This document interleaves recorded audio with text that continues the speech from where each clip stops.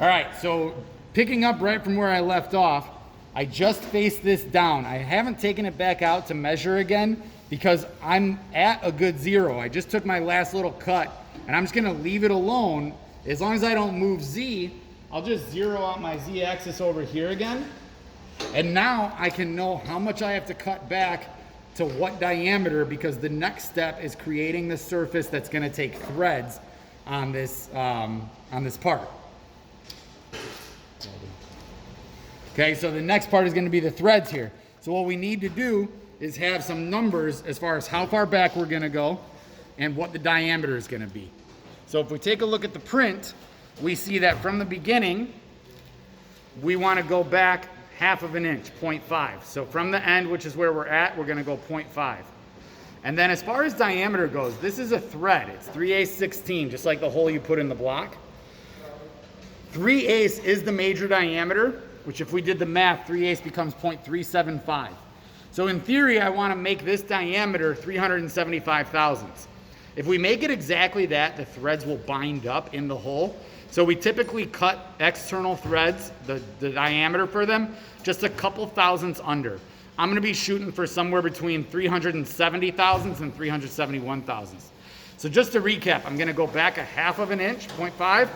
And I'm going to take it down to the diameter of 370 thousandths or so. Okay, so I'm going to come back to the machine. I already have my Z zeroed out, so all of my cuts will come back to about 1/2 inch, right? So 0.5. And then I'm going to make it 370 thousandths in diameter. So I start off just touching it off. I just need to get down to where I'm cutting the actual diameter of the part so I can get a measurement. So right about there is a nice cut. And now I'm going to come back. You see it's removing the knurled part that we don't need. And I'm coming back to 0.5.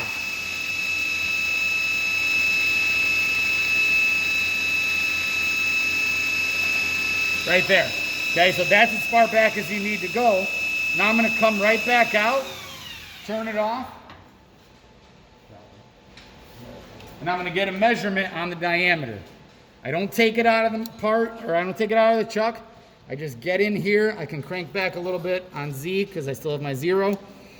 And right now I'm at 690, about 690 thousandths.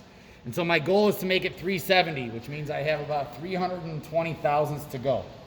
Now I could just 0 out my X like this, and I can just go until it's 320 thousandths.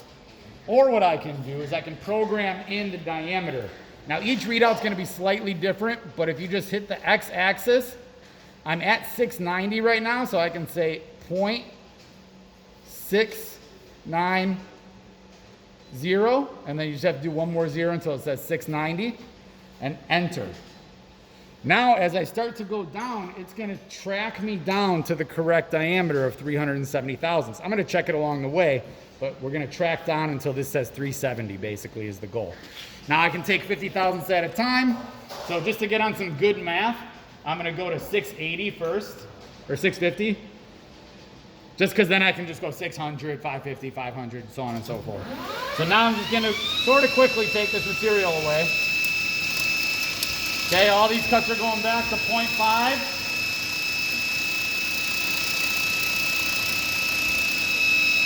Okay, now I'm going to go to 600.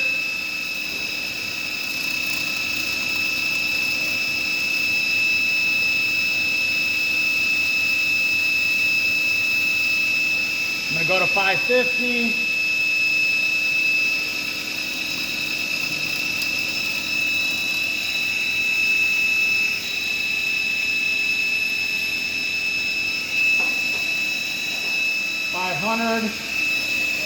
And I'm not super concerned about the exact numbers, just about 50 every time.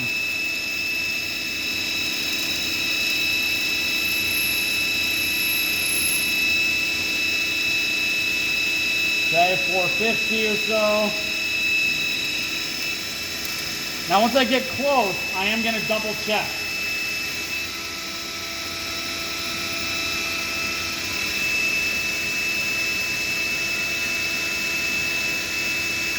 So I'm going to go to 410, take a roughing cut, and then I'm going to go to 400. And and just take a quick finishing cut so I can get a new measurement and make sure I'm on track. Okay, so now I'm just gonna go to about 400.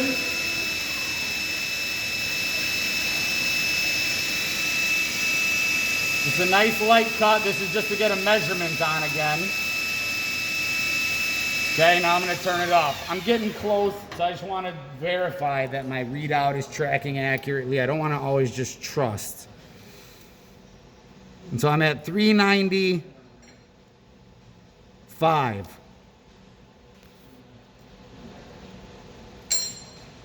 $396, $395.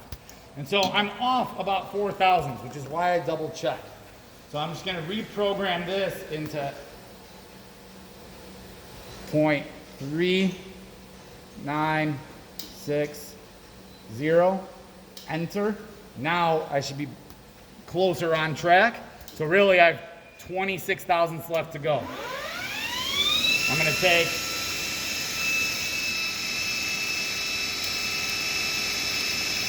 I'm bringing it right to 375, which will leave me about 5 thousandths left after that. Okay, this should be my last cut. So I'm gonna go to 370. Right over here. And then I'm gonna take this cut. This is my finishing cut. I'm gonna go to 500.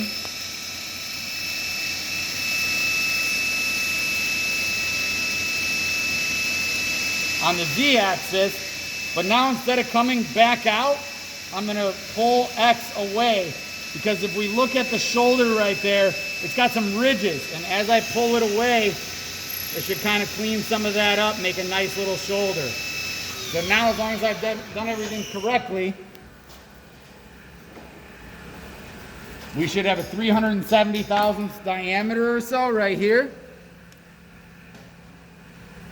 Okay, and I got it pretty much right on.